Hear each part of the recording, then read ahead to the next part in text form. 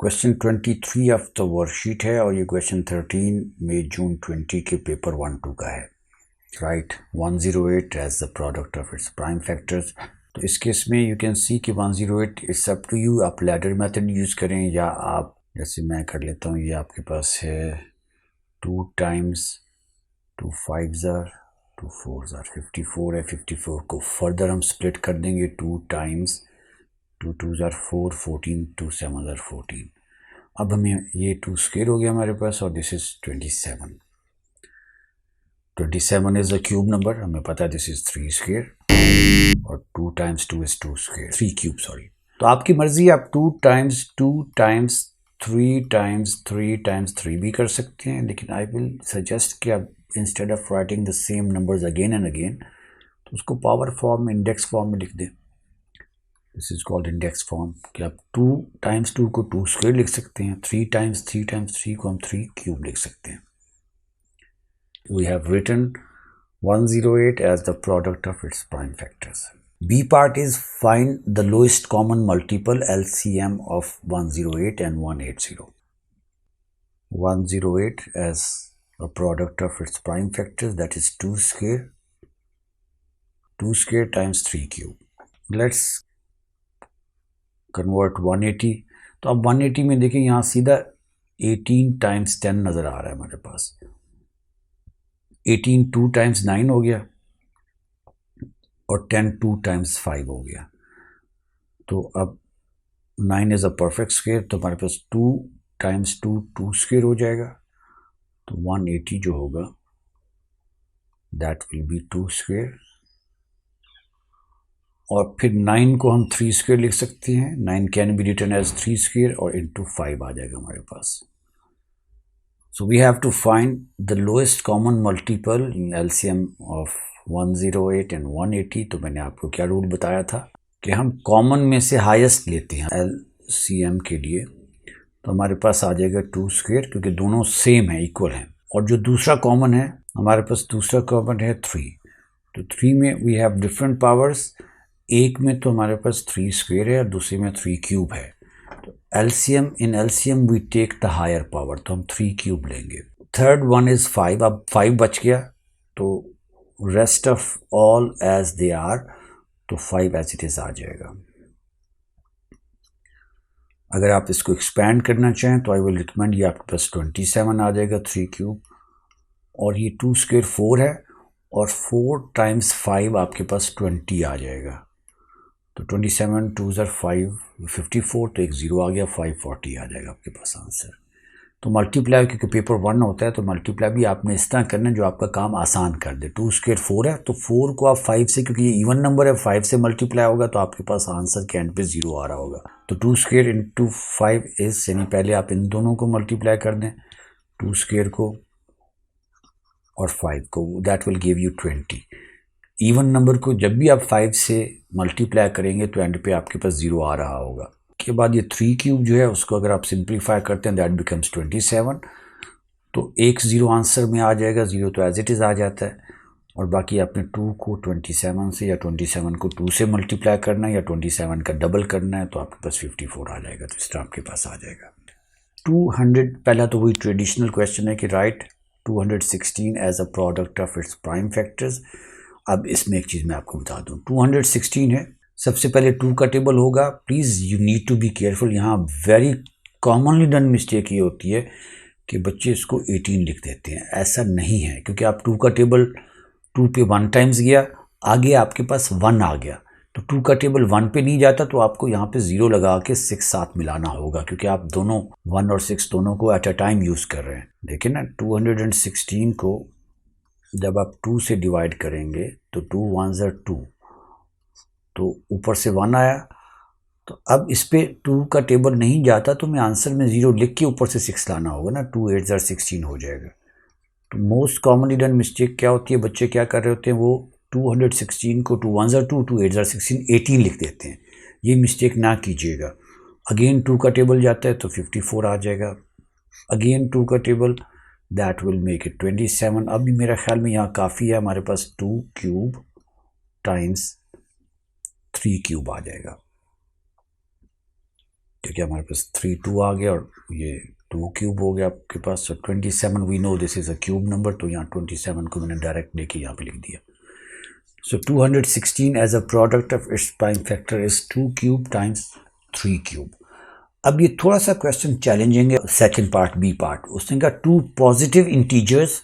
अब आपने क्वेश्चंस की स्टेटमेंट को गौर से पढ़ना है। 2 पॉजिटिव इंटीजर्स, पॉजिटिव तो you know plus sign, integers means whole numbers. 2 positive integers are each greater than 25, दोनों 25 से बड़े हैं। Their lowest multiple in LCM is 216, their HCF is 18। Find the 2 integers. अब वो इंटीजर्स फाइंड करने के लिए अब ये रिवर्स क्वेश्चन है। रिवर्स में मीन्स हमें एलसीएम भी हमने दे दिया। अब एलसीएम हमारे पास क्या है? LCM is 2 cube into 3 cube, और एचसीएफ भी हमने दे दिया। What is HCF? अब एचसीएफ इतना आसान है मेरे ख्याल में, हमें डायरेक्ट हम एचसीएफ को इसी फॉर्मेट में लिख सकते हैं, बिकॉज इट इज 18। 18 का मतलब क्या हुआ? 2 टाइम्स 9 यानी 3 स्क्वायर। अब आप देखें 2 इंटीजर्स हैं जो हमें फाइंड करना है। ये 2 पॉजिटिव नंबर्स हैं जिनका एचसीएफ और एलसीएम उन्होंने दे दिया। फर्स्ट इंटीजर हम ऊपर लिखते हैं कि फर्स्ट इंटीजर, और फिर सेकंड इंटीजर। ऑब्वियसली देखिए एलसीएम में हम हाईएस्ट पावर लेते हैं, तो इसका मतलब है अगर यहाँ 2 3 भी आया हुआ है और 2 भी आया हुआ है, तो एक में आपके पास 2 क्यूब होगा और दूसरे में 2 आ जाएगा। जब हम एलसीएम लेंगे तो कॉमन में से हायर पावर लेंगे, तो हायर पावर तो 2 क्यूब होगी क्योंकि एलसीएम में आ गई। एचसीएफ के लिए हम लोअर पावर लेते तो 2 होना चाहिए, क्योंकि अगर यहाँ मैं 2 स्क्वायर लिख दूं तो ऑब्वियसली फिर हमने एचसीएफ में 2 स्क्वायर लिया होता। तो एचसीएफ में हम स्मॉलर पावर ले रहे होते हैं कॉमन का, और एलसीएम में हाईएस्ट। तो इसका मतलब है कि 2 क्यूब किसी एक में होगा और 2 किसी दूसरे में होगा। सेम आपके पास यहाँ पे आता है 3 क्यूब और 3 स्क्वायर। अब ऑब्वियसली एक में आपके पास 3 क्यूब होगा और एक में आपके पास 3 स्क्वायर होगा, लेकिन ये काम नहीं बन रहा। इसलिए नहीं बन रहा, ये बात तो हमने सही कर दी, इस टर्म भी हमारा एचसीएफ एलसीएम यही आएगा। लेकिन सेकंड इंटीजर आप देखें क्या आ रहा है? 3 square into 2 which that is 9, that is 18। 3 3 are 9 times 2 is 18। अगर आप सेकंड वाले को देखते हैं ना, अगर आप इसको देखें तो ये हमारे पास 18 आ रहा है। उसने ऊपर क्वेश्चन में हमें कह दिया है कि दोनों इंटीजर्स ग्रेटर देन 25 हैं। तो हम ये करेंगे इस केस में, हम इन नंबर्स को, ये जो 2 लास्ट में हमारे पास हमने नंबर्स लिए हैं, हम 3 क्यूब इधर ले आते हैं और 3 स्क्वायर उधर ले आते हैं, क्योंकि किसी एक में से हायर पावर आनी है, किसी एक में से लोअर पावर आनी है। तो इस तरह अगर हम हायर पावर एक ही में से दे रहे हैं तो दूसरा नंबर 18 बन जाता है, दैट इज़ लेस देन 25, तो ग्रेटर देन 25 होना चाहिए। तो अगर मैं दोबारा ये सारा आपको समझ आ गई होगी, मैं इसको मिटा देता हूँ। तो if I take 3 cube, LCM वाला 3 क्यूब अगर हम नीचे वाले से लिया होता और 3 स्क्वायर एचसीएफ वाला ऊपर से लिया होता, तो आप देखिए 3 क्यूब 27 है, तो 27 टाइम्स 2 इज़ 54। तो ये आपके पास 54 आ जाएगा, विच इज़ ग्रेटर देन 25। और दूसरा आपके पास यहाँ पे 3 3 9 है, 3 का स्क्वायर 9 और 2 का क्यूब 8 होता है, तो ये 72 आ जाएगा आपके पास। तो 54 और 72 आगे पीछे लिख सकते हैं, डजंट मैटर कि 54 पहले लिखे हैं, दोनों आपने बताने हैं, तो 72 होगा। रिमेंबर जो पहला ऑप्शन हमने अडॉप्ट किया था, हमने ये किया था, मैं एक दफ़ा फिर रिपीट कर देता हूँ। हमने पहले ट्राई जो किया था 2 क्यूब किया था और यहाँ 3 क्यूब किया था फर्स्ट इंटीजर में, और सेकंड में हमने किया था 2 इंटू 3 स्क्वायर।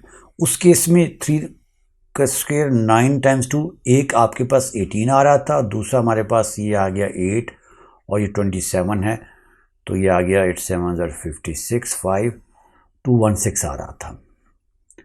तो ये भी ठीक है, ऑप्शंस ये ठीक है, ये गलत नहीं है ऑप्शंस है। लेकिन क्वेश्चन में एक और कंडीशन उन्होंने दे दिया कि एक उनमें दोनों जो हैं both 2 positive integers are each greater than 25, तो 25 से लेस नहीं होने चाहिए। ऑप्शन गलत नहीं थी, ये ऑप्शन हो सकती है, लेकिन ये कंडीशन उसमें फुलफिल नहीं होती, इसलिए फिर हमने ये 3 क्यूब इधर रख लिया था और 3 स्क्वायर वहाँ से रख लिया था, तब भी आपका एचसीएफ और एलसीएम वही आ रहा होगा। तो आई होप कि आपको समझ में आ गया होगी ये बात। अब नेक्स्ट क्वेश्चन, अगेन पहला पार्ट तो वही आपका ट्रेडिशनल है कि write 168 as a product of prime factors. 2 का टेबल लेके जा रहा हूँ। 8 2 16, 4 आ गया, अगेन 2 का टेबल जाएगा। 42, फिर 2 का टेबल जाएगा। 21, फिर 3 जाएगा। 7 है तो ज़रा 7 प्राइम नंबर है तो 7 आ जाएगा। तो डायरेक्ट लिख दें क्योंकि हमारे पास 3 2s हैं, तो 2 क्यूब टाइम्स 3 और times 7। So 168 when written as a product of its prime factors is 2 cube times 3 times 7।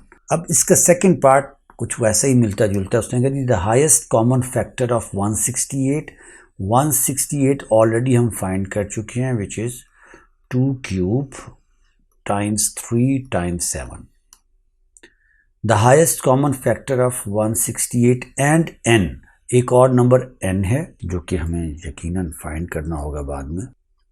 दूसरा नंबर n है जो कि हमने फाइंड करना है। उसने ये कह दिया कि n जो है 200 और 300 के दरमियान में एक नंबर है, मतलब यहाँ पे भी अगेन एक कंडीशन दे दी उसने, it is somewhere between 200 and 300। और हमें गिवन क्या है, हाईएस्ट कॉमन फैक्टर HCF उसने दिया हुआ है हमें कि ये 168 और n का जो हाईएस्ट कॉमन फैक्टर है वो 42 है।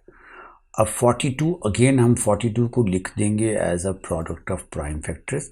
तो आपको पता है कि 42 जो है वो 6 टाइम्स 7 42 होता है। इसको फर्दर स्प्लिट कर देंगे 2 टाइम्स 3 टाइम्स 7। तो इनका HCF जो है दैट इज 2 टाइम्स 3 टाइम्स 7। तो पहली बात ये कि HCF हम कॉमन में से लेते हैं, तो इसका मतलब n के अंदर 3 भी होगा, n के अंदर 7 भी होगा, n के अंदर 2 भी होगा। ओनली फ्रॉम द कॉमन, इसका मतलब अगर HCF में 2 3 या 7 आ रहा है तो HCF में 2 3 7 आने के लिए दोनों में 2 3 7 होना चाहिए, दैट विल बी कॉमन। और जो कॉमन नहीं होता obviously that is not taken. तो 2 3 7 तो हो गया n का। अगर मैं यहाँ पे छोड़ दूं तो हमारी स्टेटमेंट ट्रू होगी, लेकिन दूसरी कंडीशन पूरी नहीं होती। वो मैं कह रहा है कि n जो है दैट इज बिटवीन 200 एंड 300। तो ये पॉसिबल वैल्यू एक तो 3 2 6 6 7 42 है, तो 42 नहीं हो सकती। अगर मैं यहाँ पे 3 स्क्वायर लिख दूं तो अगेन 3 कॉमन है, और कॉमन में से लोअर पावर लेते तब भी हम 3 ले रहे होंगे। I repeat again, HCF find करने के लिए अगर मैं 3 स्क्वायर लिख देता हूँ तो ये कॉमन में से we will take the smaller power, तो वो 168 वाला 3 आ जाएगा। तो I can write here 3 square. पहले वाला भी ठीक था, लेकिन वो जो उसने गिवन कंडीशन है उसने यहाँ कंडीशन दी है कि जो n है दैट इज बिटवीन 200 एंड 300, इस 200 और 300 के बीच में होना चाहिए। तो अगर हम उस तरह की कंडीशन लेते हैं तो वहाँ प्रॉब्लम होगी हमें कि वो हमारा आंसर 42 जो है ना वो 200 और 300 की रेंज में नहीं आ रहा। तो हम यहाँ 3 स्क्वायर लिख सकते हैं। अगर मैं 3 स्क्वायर लूँगा ये बन जाएगा 9 2 18, और 18 को अगर 7 से मल्टीप्लाई करूँ तो 8 7 56, 5 आ गया और 126 आता है। तो ये भी नहीं आ रहा हमारे पास, क्योंकि ये देखें ना वो 200 से छोटा आ गया फिर करेक्ट ऑप्शन, बट जो उसने कंडीशन दी उसमें फॉल नहीं करता। इसका क्यूब ले लेते हैं, क्योंकि अगर हम इसका क्यूब लेंगे तो कॉमन में से आएगा तो स्मॉल और 3 आएगा। HCF में तो 3 आ रहा होगा, लेकिन यहाँ पे एक 3 और आ जाएगा। तो 6 3 18 1 3 2 6 7, तो आपके पास 3 1 ये 378 है। ये हमारा ये भी नहीं आता। अब हम 7 की तरफ आ जाते हैं। इफ़ आई टेक 7 स्क्वायर, मैं 2 का स्क्वायर नहीं ले सकता, क्योंकि अगर 2 का स्क्वायर लूँ तो स्मॉलर पावर होगी तो आंसर में होनी चाहिए थी। तो अब मेरे पास आ गया 49, 7 स्क्वायर इज 49, और ये 3 2 6 आ गया। तो 6 9 54, 294 आ जाता है। तो एक तो मेरे पास 294 आ गया। देखिए ना, यहाँ पे मैंने 7 स्क्वायर लिया, तो कॉमन में से तो छोटा लेंगे ना for HCF, we take smaller from the common. तो ऊपर वाला 7 आ जाएगा। 7 स्क्वायर लिखने से हमारे HCF पे कोई फर्क नहीं पड़ेगा।